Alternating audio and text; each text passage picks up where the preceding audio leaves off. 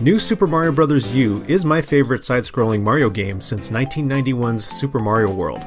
And yes, that includes Yoshi's Island, which is a game I enjoyed and completed, but gave up trying to achieve 100% in every stage. The new series of Mario games got its start back in 2006 on the Nintendo DS. It built off the series' past success on the NES and Super NES, and marked Nintendo's return to classic side-scrolling 2D gameplay. The world was ready, and so was I. Unfortunately, I didn't really care for it. Something about it felt off, and at least on the DS, I didn't care for its low-fidelity visuals. In fact, it took me close to 6 years to finally finish it, and that's mostly because I wanted to have a base on which to compare its 3 sequels. Thankfully, New Super Mario Bros. Follow-ups, including New Super Mario Bros. Wii, New Super Mario Bros. 2 on the 3DS, and New Super Mario Bros. U, were all better games, with the Wii and Wii U versions being my favorites.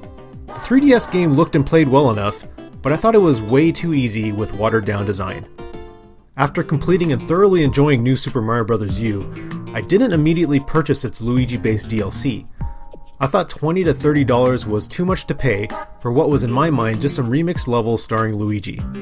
I had this idea that if Nintendo was able to pull off all that extra Luigi content in a game like Super Mario Galaxy 2, why were they charging so much for this? Now that I've played through this in its entirety, in hindsight, that opinion can only be seen as my own ignorance. New Super Luigi U is a great game. Although it is technically DLC, and it requires New Super Mario Bros. U to function if you buy it digitally, it plays like a brand new game. Oh, and I did buy the physical version, which doesn't require the original game. Plus, you gotta love that green case. Luigi U borrows its graphical and musical assets from its parent Mario game, and it also has the same world map, but the levels themselves have been completely redesigned, and you are now at the mercy of a reduced timer that starts at 100 instead of 400. You not only have to contend with the clock, but with Luigi's drastically different controls and physics. He jumps much higher now, can float in the air momentarily, and has a tendency to slide around like a wet noodle. So unless you're just a platforming natural, it will take some time to get used to these changes. You'll be frustrated on many occasions as your attempts to grab items, dispatch enemies, dodge environmental hazards, and collect the 3 special star coins in each level will lead to your death. But once you get used to it, this becomes an absolute blast to play. Levels are shorter, there are no checkpoints, and extra lives can be scarce when you most need them, so the game remains challenging from several different perspectives. That's a rarity in modern game design. You'll also have to chase and catch Nabbit from time to time, which is fun and necessary to do if you want to attain 100% completion status. Graphically, Luigi U is beautiful to look at, with all of the subtle touches and artistic brilliance that adorned New Super Mario Bros. U. The highlight here, however, is that there are hidden Luigis all over the place.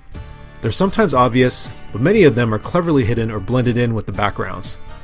These are all fun to find and discover, and since they're often found near a star coin, their discovery becomes much more meaningful. The game runs at a rock-solid 60 frames per second at 720p resolution, and I don't remember seeing a single bit of slowdown. It's truly a joy to look at, with crisp design, silky smooth animation, tons of depth, and gorgeous environmental effects. You might not like the new aesthetic, but it's tough to argue that this game doesn't look terrific. On the audio side of things, it's, well, New Super Mario Bros., which is to say it isn't all that memorable. When you compare it to something like Super Mario Galaxy, and I mean seriously, just listen to that.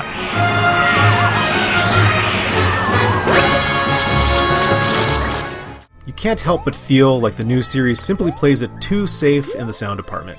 It's whimsical, but it's also derivative and not a soundtrack I'd listen to while I'm not playing the game. On the flip side, Luigi U's sound effects are crisp, classic, and full of a variety of voice samples. They've gotten to the point where they sound totally natural, as opposed to how awkward they were when Nintendo shoehorned them into the Game Boy Advance titles.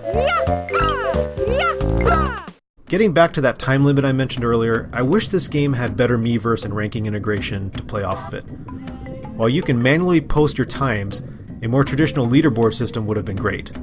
It would also be fantastic if for the next game, they added Miiverse replays like the ones in NES Remix 2. As it is now, the Miiverse comes off as mostly negative, since you tend to see all of the posts from players who have died at various points in the stage. Another small complaint is how long it takes to retry a stage after you die. I wish it would just ask me if I want to try again instead of kicking me back out to the world map, only to turn around and go right back in.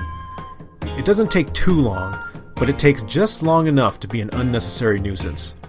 Finally, something that would make this game even better is having the gold flag requirement, like the one in Super Mario 3D Land and 3D World. Or introduce a Rainbow Stars requirement for each stage, like the NES Remix games. This already has a lot of replay value, but those would put it over the top and reward repeat efforts. All in all, I had a great time playing New Super Luigi U. As someone who absolutely loved Mario's first outing on the Wii U, playing through this world again with completely different levels and character physics was a welcome challenge that at times pushed my abilities to their limits. How Nintendo will top this brotherly combo is something that's hard to imagine. New Super Luigi U represents Nintendo 2D platforming at its very finest.